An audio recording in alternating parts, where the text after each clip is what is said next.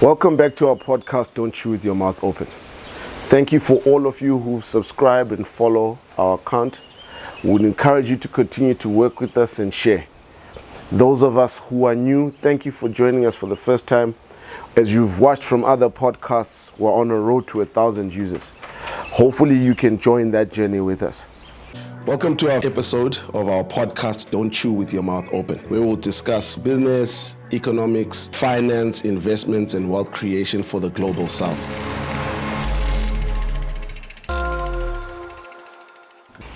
Today, we're going to be talking about an old age saying. The saying goes, have your ducks in a row. A friend of mine recently lost his dad.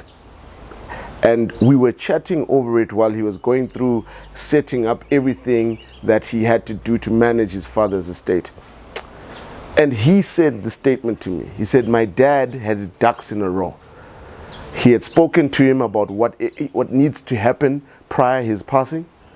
Then when he passed, they were able to easily and simply wrap up his estate. And that was possible because his father had put everything in place and prepared for the event of his passing. That gave me an insight into how we live our lives. That a prepared life makes things simpler for all involved. A financially prepared life makes things even more simpler for all involved. What have you done to prepare yourself? Do you have all your policies in place? Do you have a will in place? Are you able, if something were to happen to you today, to leave those who you love behind with no headache? The history of that statement comes from a time where they would observe ducks on a lake. The mother duck would be in front and the ducklings would swim right behind her in a row.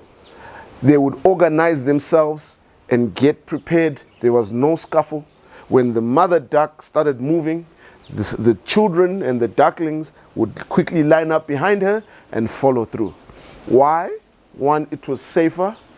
Two, the slipstream that mother duck created while she was swimming in front of them made it easier for them to swim. That made it then easier for them to travel significant distances on the water before they strengthened and learned how to fly. And this is the same thing with us in life. When we organize ourselves, we organize our financial matters, we are able then to quickly develop a system that makes things simple and easy for us to manage every day. When your finances are managed ad hoc, you are at risk of losing. When your life is managed ad hoc, you are at risk of failure. So that statement speaks deeply into the detail we need to have about our day-to-day lives. When you think about, a will is too difficult, we have institutions like banks. Whoever you bank with has the capacity to support you with a will and write it for you with the terms that you want and desire. Most financial institutions sell affordable life policies. Most financial institutions sell even more affordable funeral policies, so that when and if you pass away, your family is not burdened with having to deal with the financial cost of your passing. These sort of things, when dealt with regularly, they help ensure that we maintain the right path. Do you review your will annually? Do you review your life policy annually? Are you fully covered? I had an incident with a fellow colleague in my industry, and he asked me this question. He said, the last time you did your life policy was years ago. Does it fully cover the life you have today? And I discovered it didn't. It didn't cover the lifestyle. I had bought a new home. I had moved. I had more assets than I had when I had that initial policy. So I had to review the policy and upgrade it to satisfy where my life is today. Had I not had that conversation, had I not had my ducks in a row, if something had unfortunately happened to me, my family would have been underinsured and I would have left them in a difficult position. And this is again part of the process of getting your ducks in a row. When families feud and dispute over assets, it is because you haven't outlined how your assets must be treated upon your departure from this world. You need to review your will every year. Make sure that everything is set and that it's clear how your assets will be managed and distributed.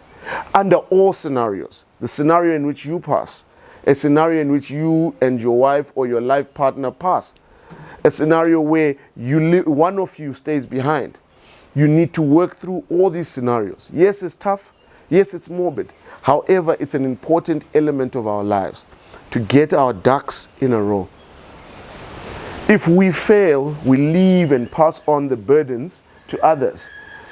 We have seen many times where a family, a father and mother build up an asset base, and because they don't have their ducks in a row, they leave that asset base to be distributed by the lawyers and by the state, and all the hard work is evaporated within a generation. That which was supposed to be for grandchildren and future generations continues to be evaporated. Whereas if you're prepared, that wealth and that generations will continue. A great example of this is the Rockefeller family. The way they've managed and been custodians over their wealth, because they've kept their ducks in a row. They ensure that every member of the family contributes to the wealth of the family. They ensure that every beneficiary of the wealth is responsible for that which they receive. These sort of things ensure that wealth that was created 100 years ago is continually sustainable today. Through wars, through countries, civil wars, through disobedience across politicians, through changes in laws, all of that has not eroded the Rockefeller wealth.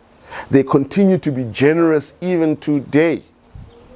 So we have the opportunity to do the same.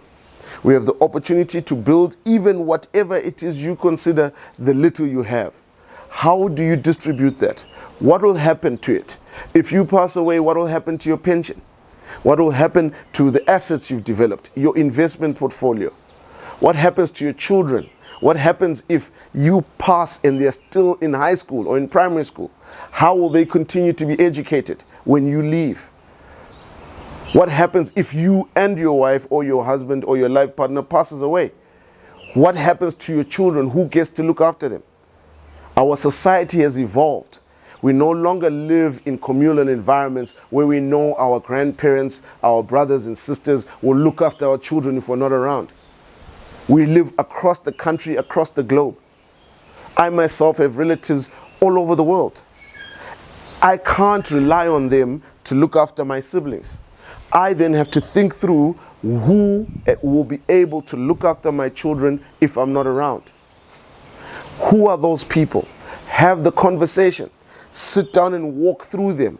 That listen, we have put you as the guardians in the event we pass away.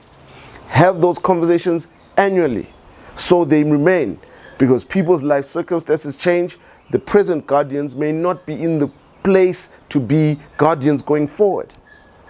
So I encourage you, like my friend said about his father, let that be said about you, that you have your ducks in a row. Thank you for listening to this episode. We'll see you next time.